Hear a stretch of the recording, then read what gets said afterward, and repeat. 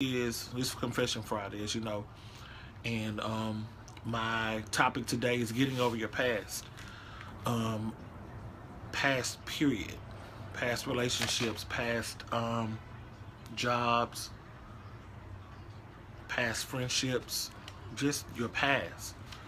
But I want to focus more so on relationships, the whole dating game thing, getting over that type of person, being in a type of long term relationship. Um, I spent a good length of time last night talking to a good friend of mine who is really going through emotionally with a relationship, getting over someone um, that they dated, and it's been very hard for them to get over the person that they were dating. And what's up, Lamar? Hey, Bobby. And this friend of mine, he came to me real distraught. I mean, crying and everything. Of course, that person's going to remain nameless. Um, but I just want to talk about the issue. And what's up, Aaron? Is everybody doesn't have that attitude, that attitude. You feel me? Read between the lines. That attitude. They don't have that attitude, and sometimes that's necessary. But you have those that are torn between starting over, or um, they've invested so much. I don't want to jump the gun because I'm really getting into myself. I really took some time to really jot some things down and really discuss this thing in length and plan out some reasons. But my heart was really softened to sit there and talk to my boy, because he was hurt, and this has been quite some time. Some time have passed, and by now, as a friend, with the type of mentality that I have, with the attitude that I have with people and stuff, I would be over it. But everybody doesn't have that, and so I really wanted to talk about this issue in length. What's up, Reginald Tracy? How you doing, man? Um, I listed 5 reasons why people can't get over their past, or past relationships, or past boyfriends, girlfriends, or what have you. One reason is because you won't allow yourself to. You won't allow yourself to get over it. 2, you don't know your worth. You don't know your value. You don't know what you bring to the table. 3, another reason people don't, they have a hard time getting over their past, is that you have low self-esteem. Another one, you don't know who you are. You don't know who you are. It's hard for you to get over your past because you don't know who you really are. 5, being naive, because you're naive. Hey, Will, you're naive. You're sheltered. You've been sheltered. You just been in this little bubble for so long. And going back to each point, you won't allow yourself to. You have to let go. You have to accept the fact that it didn't work. Some relationships are salvageable. Some of them you have to just chunk it up as a loss. It's hard for people to let go because when it comes to, you're not allowing yourself to, because when you've invested so much, when you spend so much money on a car, you spent so much money on a house or whatever. You spent time, energy, and money into a thing. You want to get your money's worth out of it. And if you put so much money, energy, and effort into something, it's hard for you to just let it go.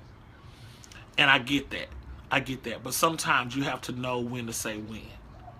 You feel me? You don't know your value. You don't know your worth. When you enter a relationship, friendship, or a relationship with a significant other, You have to know beyond a shadow of doubt that I have something to bring to the table. I have a lot to bring to the table. And sometimes you don't know what you're bringing to the table. Or a person make you feel like they're bringing everything to the table and you're just bringing just the bare minimum. You have to know. You have to know your value. You have to know what you're bringing to the table. You have to know how much you're worth. You have to know what you're bringing to this relationship. It's hard when you're giving 150% into a relationship and the other person is giving maybe 5. That's horrible.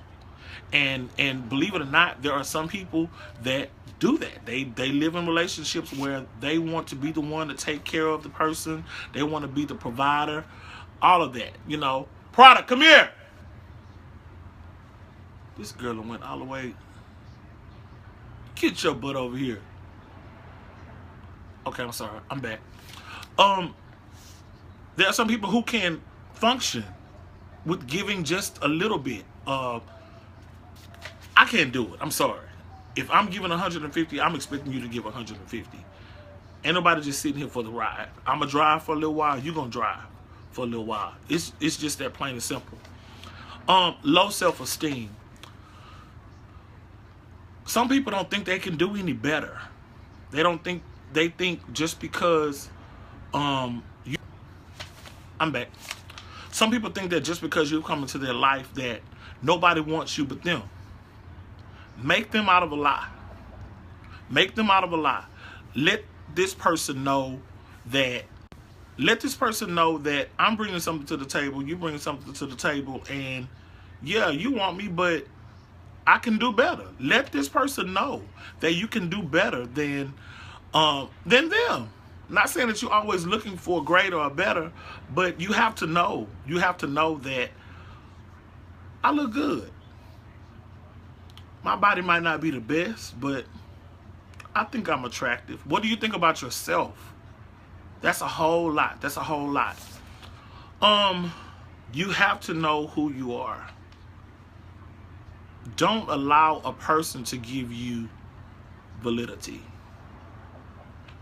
People spend so much time in relationships wanting to be validated by their significant other. You have to know who you are when you go into a relationship. If somebody tell you you complete me, that's a lie from the very pits of hell. I don't want a half or nothing. I want you to be whole and entire when you step to me. You a whole person, I'm gonna be a whole person. 2 whole makes a whole, not 2 halves. I want you to be whole and entire when you step to me. I'm jumping because I want to talk about some other stuff. Being naive and sheltered. Being gullible. When you've been sheltered all of your life, when you have not experienced going out, you haven't experienced being flirted with, or somebody trying to throw lines on you, or anything like that. When you have not been into an experience like that, you really don't know what you're missing. You don't know what you're missing. Sometimes it's good. I mean, go to a bar with some of your friends. Go to happy hour, with some of your girlfriends, and go to grooves and get on the. Go out. Go out. I mean, ain't nothing wrong with going out. I mean, you can go get your little dance on, but you have to experience that because you live a sheltered life. You don't even know what's out there, and so you make your world with this particular person.